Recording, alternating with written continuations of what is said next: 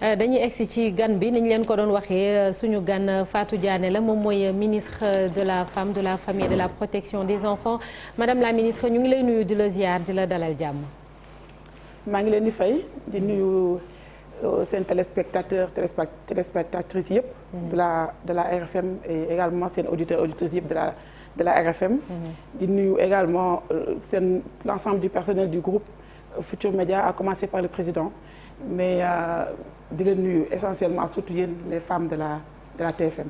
merci beaucoup jërëjëf madame la ministre alors waaw ba tey Chérif ma ne ko dalaa naq bu la naqaree nga dem musóoru ñëw toog ci nuyoo bi rek madame la ministre voilà alors ñu ngi jamono ji ci 16 jours d'activisme yi nga xam ne dañuy xeex fitna ñi teg soxna yi c'est ba le 10 décembre démb gis nañ li xew ci assemblée nationale Chérif ñu bàyyi la nga tàmbali waxtaan bi certainement avec ce sujet. justement muy image boo xam ne madame la ministre xam naa seetaan nga ko di préciser que ni yow ci législature bi nga bokk ndax faloon nañ la député li nga nekk ministre moo tax xëy na nekkoo fa bis bu yàlla defoon nekkutoo ko sax da ngay delluwaat assemblée. ban jàngal nga def ci li nga gis muy Amy Ndiaye Gniby mi nga xamante ni ñaari député def nañ ko ñaawte foofu ci ay góor. alors Chérif may commencer d'abord comme toute sénégalaise nga xamante ni li xew démb ñu ngi koy ñaawlu mais au plus haut niveau maanaam naqar lañ fanaanee démb parce que ñaawteef bi am.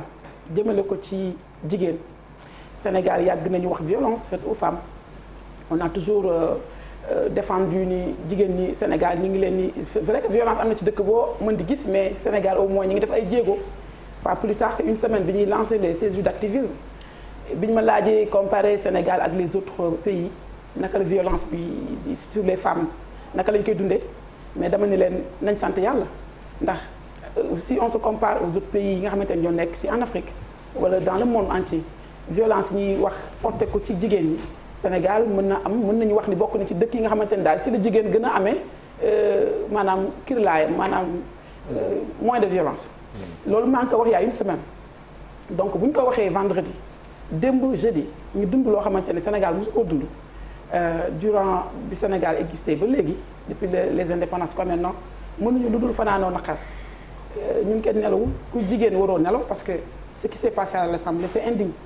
c'est même inhumain parce que yëkkati loxo jëmale ko ci jigéen waxuma inélégance bi ci nekk mais déjà violente jigéen et puis mu nekk ci situation boo xamante ni ñi ngi lam-lamee naan est-ce que nekkul en état ou pas yooyu yëpp c'est grave parce que lu nekk mën na ci xew. donc daal mënuma elle est en état Malick Diop mi ko évacué hôpital confirmé na ne elle est en état. mënuma lu dul wax ni ñi ngi wax ni est-ce que nekkul en état parce que xam nga jigéen sax boo nekkee en état yenn saa yi le plus généralement da nga koy nëbb doo bëgg sax exposer situation mais li xew démb tax ñu exposer sa situation donc pour dire que c'est extrêmement grave c'est inhumain c'est indécent mënuma ko qualifier.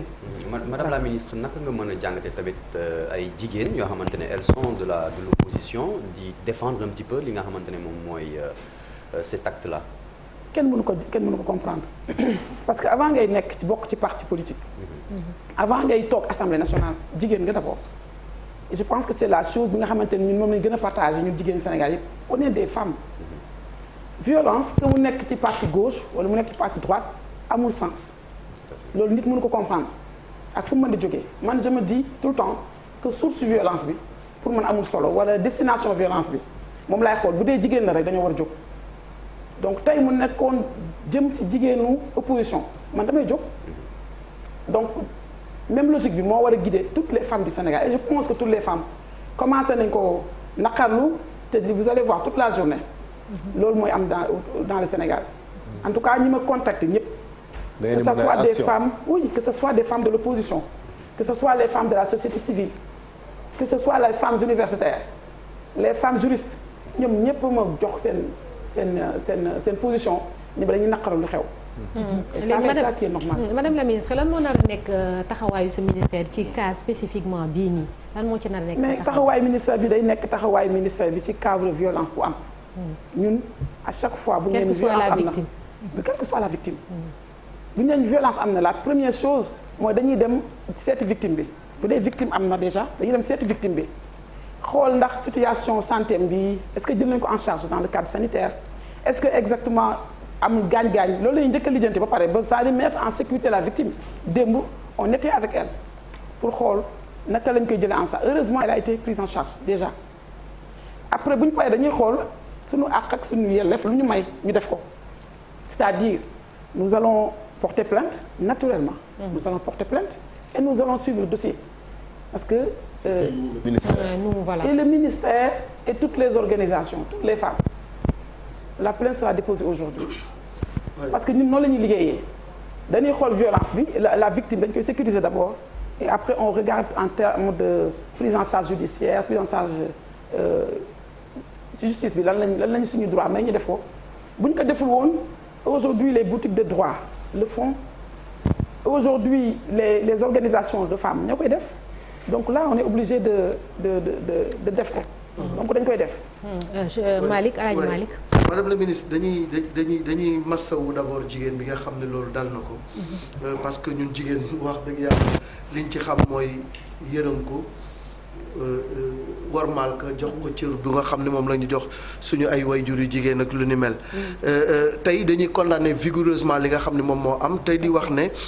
plus jamais ça te lu ci war nañ ko def mais beneen bi ci des madame le ministre moo di ni aussi jigéen ñi bu ñu nekkee tey di xeex seen ak seen yelleef di bëgg a occuper yenn postes yi di nekk ci centre de décision yi comme yow ni nga ko nekkee bëgg nañu aussi ñoom ñuy am taxawaay bu nga xam ni ci xam-xam lañ koy teg mais ay kàddu yu ñu dégg mu jóge ci baatu jigéen ñaawlu nañ ko trop loolu aussi je pense que war nañ ci wax parce que nekk jigéen taxul aussi nga yor làmmiñ bu mel ni jaasi silaama fu la neex nga dagg fa di wax ju ñaaw loolu aussi dégg nañ ko ci assemblée bi te loolu bokk na ci li ñu war a condamner aussi. Alors man je dirais simplement que ñun dañuy wax chaque fois que cas de violence c'est pas forcément la violence physique. C'est ça. Que la violence verbale c'est une violence. Psychologique. dañ koy nangu. La violence psychologique existe dans ce pays. La violence mentale, économique existe dans ce pays. Mais encore, on revient sur ce cas. Même si on peut qualifier de violence verbale, mais pourquoi recevoir une violence verbale en retour? La violence physique, c'est l'extrême violence en fait. Surtout pour une femme. Surtout pour une femme. On ne tolère pas, mais on peut accepter dans la limite la violence verbale. Même si ça peut faire plus mal parfois que la violence physique. Mais physique sur une femme, c'est catastrophique. Et c'est loolu la ñuy wax ñun. En public devant les caméras. surtout nag en public parce que. nga xam ne caméra yëpp ñu ngi braqué wu. caméra yëpp ñu ngi braqué wu ça veut dire que li ngay def ragaloo ko. fu ñaawteef toll moom toll. non ça veut dire que li ngay def mais saaga ndey yi ñu dégg mu jóge ci baatu jigéen aussi mais je reviens encore pour dire loolu tamit mënuñu ko accepter. en tout cas et surtout à l'hémicycle. en tout cas man je préfère de buñ la saagaa nga saaga delloo moomu gënal bu dee da ngay fayu rek buñ la saagaal delloo mais ñu saaga la nga yëkkati loxo. ak sa doole def ko ci jigéen. mais saaga jaaduwul. non déggoo li ma la expliqué dama ni violence yi amul benn violence bu normale. mais comme yaa qualifié ni moom dafa saaga man dégguma saaga. non man waxuma moom de. député Koura Macky ngay wax yow. Koura Macky dégg nañ ko muy daggal dagg yu nga xam ne wax dëgg yàlla weñ bu ci dal. waaw mais te loolu ci assemblée nationale man jàpp naa ni taxawaayu jigéen yóbbu wuñ leen fa pour ngeen di dàggasanteeg di saaga mais pour am taxawaay bu nga xam ne lépp lu war ci défendre askan wi wala vote de budget yi ak yu ni mel ngeen am taxawaay bu nga xam ne wax dëgg yàlla bu mucc ayib lay doon.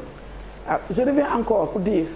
que man bu fekkoon ni saaga Koura Macky wala keneen dama koo dégg te loolu moo indi ñaawteef bi ma wax ci mais non seulement dégguma ko mais en plus indiwul li xew bu doon nañoo saaga mu saaga bi avéré mu dóor sax ça ne le justifie pas. donc je reviens là-dessus. rien ne justifie la violence. Madame la ministre sànq yaa ngi wax naan ci wàllum taxaw bi moom député bi Amy Ndiaye Gniby ci psychologiquement et tout ba ngeen waxtaanee ak moom psychologiquement comment elle va. elle va mal parce que quand même ñu violenté la publiquement. amul jigéen bu ko mën a dund elle va très mal parce que violence bi dañ ko def mais publiquement mi ngi mel ni ñu yóbbu la ba ci marché bi rek dóor la. ñëpp di seetaan. voilà jigéen dañ ko xam ni sutura lay dundee. c'est ça. ba nga violente tamit ci néeg bi c'est dangereux c'est grave même mais c'est plus grave encore quand c'est public ou quand c'est international d'ailleurs. parce que aujourd'hui ça fait le tour de la toile tout le monde en parle. Madame la ministre ma bëggoon rek rebondir un peu ci question Malick bi c'est vrai que tontu nga ci mais bëggoon nañ tontu bu gën a leer par rapport ak toujours en tant que jigéen ngay défendre ak yelleefu jigéen tey ci ministère bi nga féete tey lan ngay wax jigéenu assemblée nationale yi parce que wax na ko sànq du ma ci dellusiwaat day gën a gudd mais suñu gisee seeni comportement ñun ñëpp ay jigéen lañu parce que défendre jigéen sax la ñu war a def tey jii mais bu ñu gisee seeni comportement ni ñuy faral di doxalee ni ñuy faral di waxee yenn kàddu yi ak yooyu te assemblée nationale de rupture la ñu wax. lii ñu gis nii mu mel ni dalagul suñu xel en tant que jigéen tey lan nga leen di sas bu weesoo cas spécifique bi nga fi wax léegi. li may sas jigéen ñi mooy li ñuy sas toute la société dans sa globalité. mooy nañu xoolaat toogaay yi nañu defaraat kàddu yi nañu revenir suñu fondamentaux yi nga xamante ni mooy décrire la société sénégalaise muy yar bi ñuy yar muy l'éducation de base bi ñuy recevoir muy wormaal bi ñuy wormaal doomu aadama d'abord quel que soit nga nekk góor wala nga nekk jigéen mais surtout muy comportement exemplaire bi ñu war a am en tant que ñun des représentants du peuple en tant qu'ay autorité loolu c'est mooy dëgg bi nga xamante ni foo mën di nekk da nga koy accepter que Sénégal dañoo yar Sénégal dañoo nekk société boo xamante ni ñi ñu xam ñëpp xam nañ ni dañuy jox cër mag dañuy jox cër kilifa dañuy bàyyi xel ci yenn aspects yi ndax loolu mooy suñu éducation de base loolu mooy li nga xamante ni moom moo ñuy différencier ak les autres disons les autres sociétés donc loolu dañ ciy d'accord que duñu jóg ci di ko wax duñu jóg ci di ko teg ci table di wax ni nañu revenir ci fondamentaux yi ci yar bi ñuy xamee ci diine bi ñuy xamee ci lépp wormal nit mais au-delà de cela dañuy ñëw ni jigéen nga fekk ko mu toog nga wax ko loo xamante ni naqari na ko amul benn arme lu dul làmmiñam loolu wax yàgg nañ ko wax que jigéen moom làmmiñam la war doon mais jigéen boo ko toppee ba mu sës mais lu muy def day génn expression wax la ndax amuñu doole bu ñu xeexee donc jigéen ñooñu nga xamante ni yow yaakaar nga ne jàpp nga ne dañoo dépassé ci violence dañoo egg ci violence verbale mais xëy na ñoom tam dañ leen force ba ñu egg ci violence verbale donc bu ñu toppati jigéen ñi ba egg si niveau boobu aussi ndax nit ku ne nit nga li xew démb moom bu ko neexee dañ koo topp ba mu sës moo tax mu dóor mais ñun boo ñu toppee ba ñu sës tamit suñu làmmiñ lañu yor amuñu doole dañ lay tontu donc dañuy maytu bu jigéen toogee ñuy topp jigéen ba mu sës ba muy génne loolu aussi donc foofu laay waxee ba léegi si la revenir sur le même cas que li xew démb ñaaw na jigéen ñi nga xamante ne dañ leen ni dañuy nekk foofu di def ay violence verbale bu ñu leen toppati ba ñuy egg à ce niveau parce que jigéen rek lañ doon. ministre yaa ngi wax na ngeen de plainte mais bu leen fàtte ni statut présumé auteur agression bi tam ay député lañ. oui mais levée immunitaire am na fi. combien de fois on a demandé des levées immunitaires te li flagrance la devant tout le monde. devant le ministre de la justice mais devant même toutes les autorités du monde li flagrance la. amul werante. nous allons direct vers la flagrance. am nga yaakaar ne dina am mujjantal. mais lii bu amul mujjantal ñun jigéen ñëpp yóbbu ñu dem toog. ndax en tant que représentant du peuple ñu brutaliser devant tout le monde si rien n'est fait boo ñu lem suñuy bagage dem toog te xam ne ku jigéen xaaral sa jour mu ñëw. madame la ministre est-ce que jokkoo ngeen ak famille yu madame Ndiaye. Ñibi et puis parce que j'imagine que y a quand même au minimum ay mbokk quoi bu dul borom kër wala yu nu mel est-ce que jokkoo nga ak ñoom yan coordination ngeen am ak ñoom et puis est-ce que ñoom tamit fas nañu yéene porter plainte wala yu nu mel. on est en contact avec toute la famille ñu ngi waxtaan ak ñoom ñu ngi xool meilleure approche bi ñuy jël famille bi ndax day porter plainte ou pas peut-être la famille va répondre. mais véritablement vraiment elle a été prise en charge comme d'habitude ndax suñu njaboot la ñun la bokk. suñu député la en tant que Benno Bokk Yaakaar mais en plus jigéen la donc ñi ngi waxtaan ak ñëpp ñu war a waxtaan ak pour xool quelle est la meilleure approche. alors madame la ministre da nga pare ci assemblée bi wala. waaw voilà assemblée bi man ci code de la famille bi laa bëggoon ñu waxtaan tuuti ndax bokk na ci li nga xam ne soxna yi ñu ngi koy xeex ay ati at jamono ji fii Aïda Mbodj nekkee woon ministre de la femme bokk na xañ na ci li ñu xeex muy loi parité bi ndax yow ci sa ministère bi loolu tam di nga ko def benn xeex bu dëggu ndax jamono ji soxna boo xam ne da ngaa am sa doom mu nekk tout tànk nga bëgg a tukki ak moom sax loolu jafe na rawatina bu dee da ngaa tàggoog borom kër gi daf la ci mel ni lu la ciy coincé bañ la koo jox loolu mu nekk loo xam ne soxna yi ñu ngi koy dund wala ngay cotiser dem ba retraité ba faatu te kenn du ci mën a jëfandikoo ndax loolu nekk na loo xam ne bokk na ci li ngeen bëgg a soppi fii ci réew mi. effectivement code de la famille boo toogee wax ak jigéen organisation de famille ku ci nekk rek bu ñëwee balaa muy génn dina wax code de la famille. les partenaires dina wax code de la famille. c'est normal parce que loo gis ci àdduna muy nekk mu nekk couche boo xamante ni dafay évoluer dañ ko war a tegal ay àq ak ay yelleefam yi nga xamante ni mooy définir exactement lan mooy sa rôle wala mooy sa place ci société bi donc c'est normal que en tant que pays en tant que république ñu am ñun tamit suñu code de la famille ñu ngi ciy liggéey ndax boo gisee boobu ak léegi mu yàgg dafa am dans le code de la famille bi nga xamante ni dañ ko tëggoon boole ci toutes les parties prenantes ñu waxtaan jël seen wax ku nekk joxe sa orientation ku nekk joxe sa gis-gis ci naka ce que c'est que la famille sénégalaise la version bi nga xamante ni moo découlé woon de ces concertations dafa ute ak version bi ñu présenté woon le président de la République donc justement naturellement looloo tax boobu ba léegi mu bloqué président leen revenir leen ngeen xoolaat li ngeen may proposé bi ñu ko xoolaatee dañu gis ne y avait une évolution entre la version bi nga xamante ni moom la partie prenante yëpp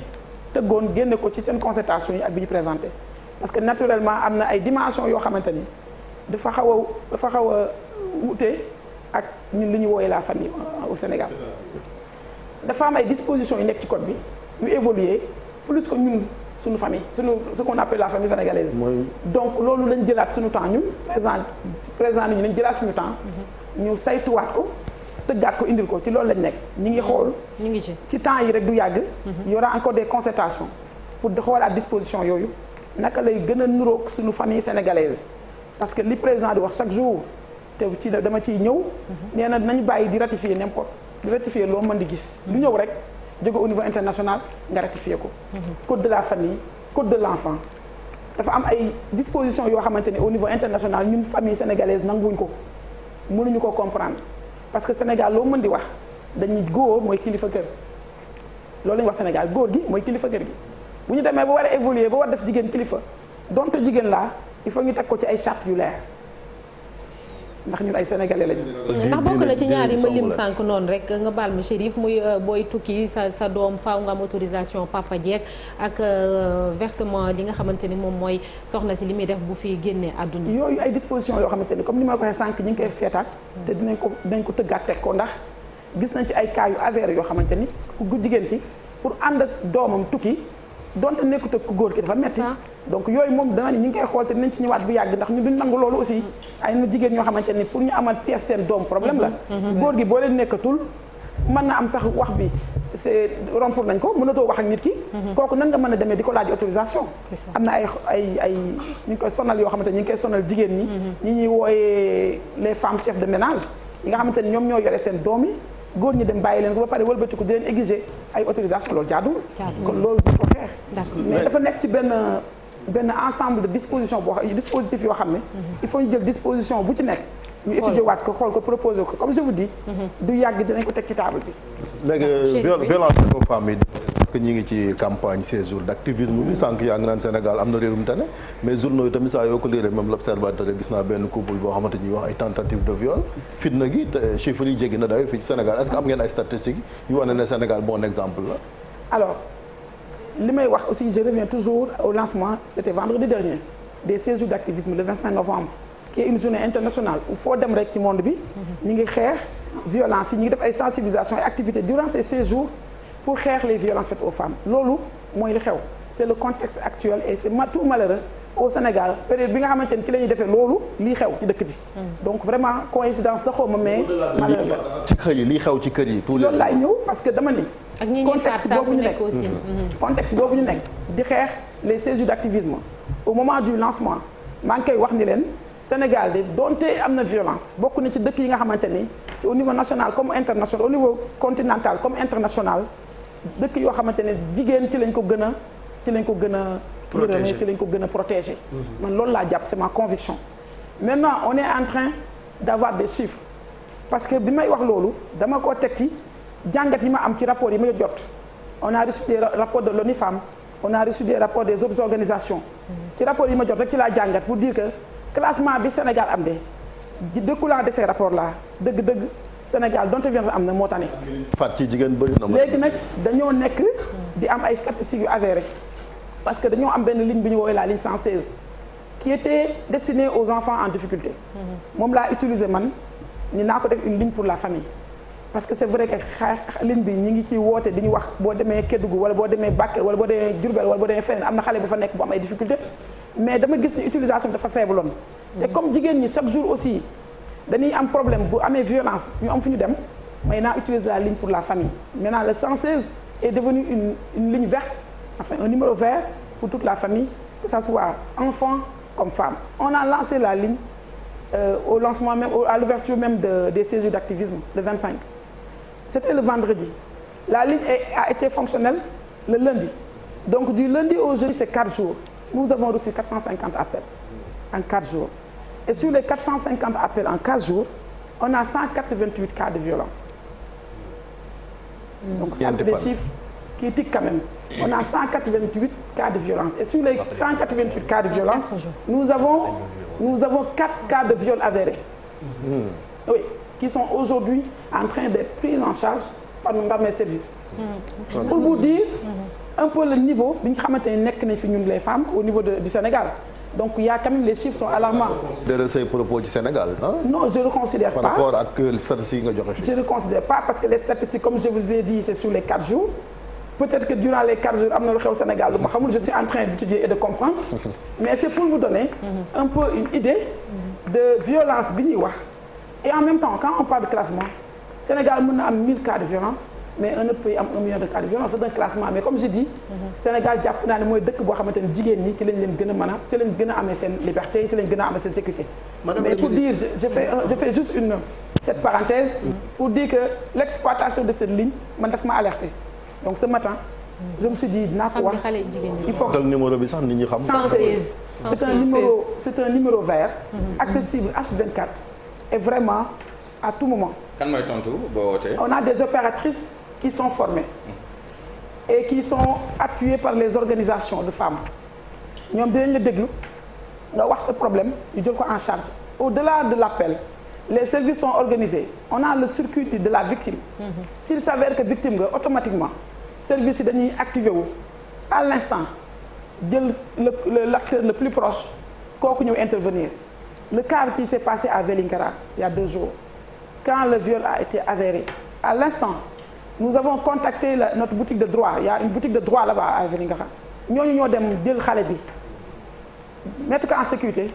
En ce moment-là, nous avons géré. Et en ce moment-là, même le responsable d'Auna. Nous avons fait cas, nous suivons. Toutes les victimes sont suivies par les services et en relation avec les organisations, les badjanogos, les acteurs communautaires, nous sommes mobilisés. Donc nous sommes en train encore d'affiner le circuit de la victime. Si nous savons que nous en charge, c'est un autre cas de violence. Donc nous devons éviter. Aladji Malick pour terminer. Madame le ministre man ñaari question rek laay dëxëñ mooy d'abord dans la continuité parce que am na arsenal juridique bu nga xam ne mi ngi fii ñuy réprimer violence faite aux femmes mais terewul ba léegi mi ngi bari loolu nan nga ko mun a expliquer beneen bi ci des mooy accès au financement muy ci wàllu koom-koom jigéen ñi wax dëgg yàlla jàmbaar lañu ci wàllu liggéey bi mais des fois accès bi day xaw a jafe wala boog lañ leen di teg ci ay pourcentage day metti ba pour fay ko sax day am jafe-jafe malgré que ñi ngi liggéey bu metti. Alors comme ni nga waxee sànq ñi activé wu dans le cas de violence yi bari nañ. On a la société civile muy ay acteurs yoo xamante ni ràññee nañ leen ci vraiment sensibilisation bi sur les violences muy les juristes à travers l'association muy ay activistes yu ñuy wooyee les influenceurs ku ci nekk yaa ngi def sa wàll ci sensibilisation bi ci war yaa ngi wax ak ñëpp. Mais il faut toujours encore de la sensibilisation. Parce que ce que je dis, avant d'être une victime, on a une menace. Il faut que nous commencions à dire en charge déjà dès la menace. Parce que la victime de l'Amérique, on peut faire des choses. On peut malheureusement un mort d'homme. On peut faire une situation où même victime, beaucoup de en charge, une vie qui est affectée, vie qui est affectée. Donc, ce que je veux dire, c'est dès la menace. C'est ce que nous avons fait, ligne. Comme ça nit ñi mën di def ay dénonciation nekk ak sama dëkkandoo dégg nga ay coow sa dëkk parce que Sénégal aussi dañoo nekk ci société boo xamante ni ndeysaan dañoo yar ci sutura mën nañ la violenter sa kër mais doo mus a woote mën nañ la violenter sa biir néeg doo mus a wax au nom de la du ngeen gendarmerie ailleurs par exemple en Occident bu amee police yi ñëw ci kër gi bu dee signalé nañ ko tout à fait sa agent yi doon ay policiers pour dem ci kër jàmbur c'est tout heureux parce que la police est dans le dispositif tous les corps ñu ngi ci dispositif bi loolu moom na ci seen xel dal parce que nous travaillons en étroite collaboration avec le ministère de l'Intérieur. Nous sommes en train de mobiliser tout le monde parce que dañ cartographie lañ def. Sénégal yëpp ñu jël benn région bu mel ni Diourbel ñu xool exactement tous les acteurs yu nekk Diourbel que ce soit les bàjjenu gox les acteurs communautaires ku fa nekk koo xamante ni war nga mën a lañ la mën a mobiliser ci prise en charge des victimes. yaa ngi ci dispositif on est en train de finaliser la cartographie. pour wax ni. waaw ci koom mi. financement yi waaye li Malick doon wax Chérif et puis c'est bon Chérif dépassé nañu. non masculin positif bi nga il faut ñu wax. financement bi tontul Malick ba pare. sur les financements. xam nga Sénégal quand même comme j'ai l'habitude de dire parfois ma toogee ak sama mbokk jigéen ñi quand même sur l'autonomisation des femmes. Sénégal def nañ ci ay jéego yu bëree bëri bëri y a beaucoup de fonds beaucoup de dispositifs yu ñu créé teg ko pour appuyer les femmes dans l'autonomisation même si on constate que ba léegi jigéen dañoo soxlawaat appui accompagnement mais ñoo ngi ci accompagnement boobu parce que en réalité des études ont montré que la pauvreté est un facteur de violence. Des études ont montré que la femme qui est à la maison amul benn source boo xamante ni de revenu la moo gën a vulnérable à la violence. looloo tax résoudre la pauvreté et résoudre l'autonomisation mën na impacter également les violences. moo tax ñu mettre ci un accent particulier au niveau du ministère am nañ ay fonds dédiés mais également dans les autres ministères nous sommes en train de recenser tous les fonds dédiés à l'autonomisation des femmes pour activer ko pour mieux impacter les femmes ndax tey la besoin bi gën a bëri malgré que tey la milliards yi gën a bëri ñu orienté ko femmes yi ça veut dire que peut-être il y a besoin aussi de s'asseoir de redéfinir et de repenser le modèle d'accompagnement des femmes. D'ailleurs nous lançons benn assise de l'entrepreneuriat féminin pour xool tous ces milliards là mobilisés toutes ces ressources mobilisées pour les femmes pourquoi l'impact ba léegi dafa des parce que peut-être l'approche moom la ñu war a xoolaat te loolu ñoo ngi ci. dernière question booy c'est par rapport ak ndaje bi fi amoon jam ñaajo ba président sax gis nañ comme mi ngi doon jéem a charmer les femmes là. jëm ci li ngeen tuddee woon masculinité positive gis nañ fi ñu ngi leen doon railler sur les réseaux sociaux loolooy lan moom.